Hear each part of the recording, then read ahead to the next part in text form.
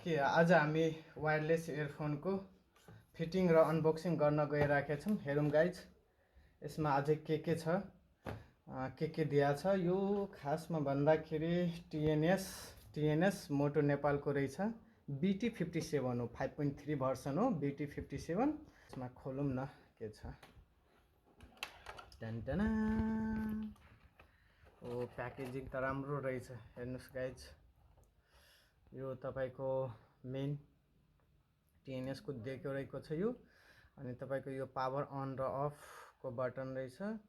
अनि तपाईँको यो चार्जेबल होला हैन, यो चार्जेबल जस्तै लागेको छ। यो चार्जेबल हो अनि यहाँबाट निस्किने हो। अनि हेरौँ अब के कस्तो लाग्छ। अझै के छ यसमा, ती कुरा रहेछ तपाईँको।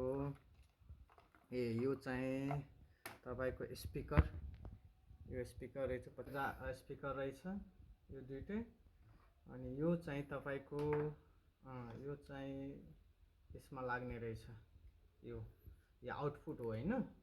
अनि यो चाहिँ माइक्रोफोन, तपाईँको बोल्दाखेरि स्पष्ट आवाज जान्छ भनेर माइक्रोफोन हैन।